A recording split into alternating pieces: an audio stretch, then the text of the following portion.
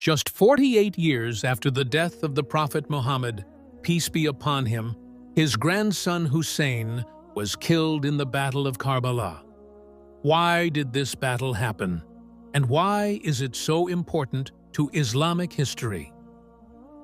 After the fourth Caliph Ali was assassinated in 601, a power vacuum emerged, leading to Muawiyah assuming a role as caliph. Despite opposition from part of the Ummah who wanted Hassan, son of Ali, who was the grandson of the Prophet, as the caliph. To avoid further bloodshed after years of conflict, Hassan signed a peace treaty with Muawiyah. This treaty stipulated that Muawiyah would not appoint a successor after him. In the year 670, Hassan was assassinated, leaving his brother Hussein to take on his duties. The treaty was breached when Muawiyah named his son Yazid his successor in 680, beginning the Umayyad dynasty. Yazid spread his power through corruption, bribery, and the use of violence. To legitimize his rule, Yazid demanded allegiance from Hussein. Hussein refused, as Yazid was openly corrupt and known to be brutal. Hussein was forced to flee Medina under threat of imprisonment and assassination. He had received thousands of letters from Kufa, Iraq, pledging support for an uprising against Yazid. Of his refusal to pay allegiance, he said, "I am ready to fight for the sole goal of seeking the reform of the Ummah of my grandfather, the Prophet of Allah. I want to enjoin good and forbid evil."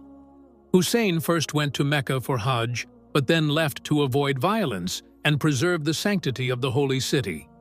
Hussein departed with his family and companions to Kufa.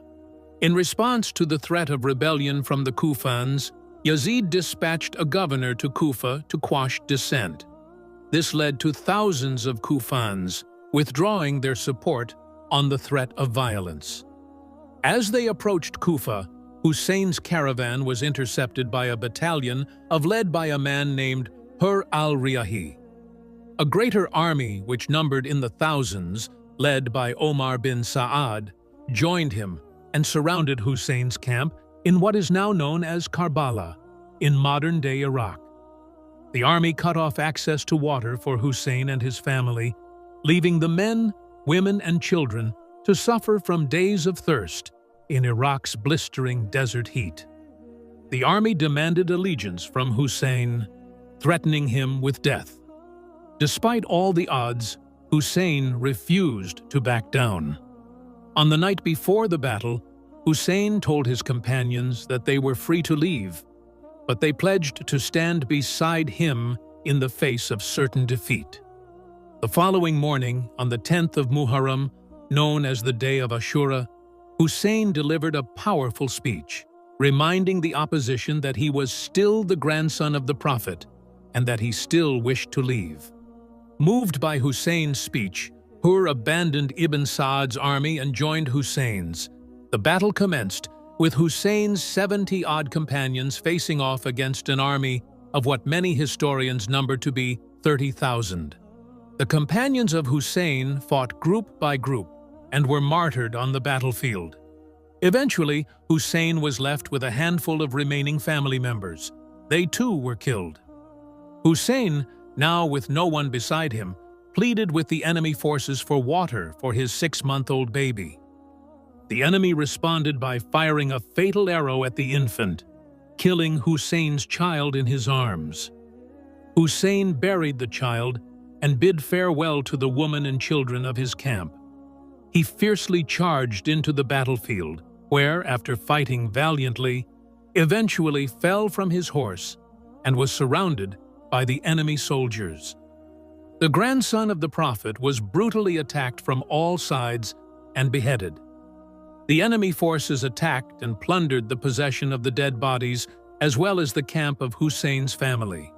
The tents were set ablaze with the women inside, which included granddaughters of the Holy Prophet. The family were taken captive by Yazid's army, later to be paraded to Damascus in Syria. The story of Karbala struck the Muslim Ummah as news spreads. launching several uprisings across the Muslim empire. Many argue that the Battle of Karbala forever changed the course of Islamic history. The day of Ashura is mourned globally by millions of Muslims, both Sunni and Shia, to honor the heroic stand of the Prophet's grandson Hussein.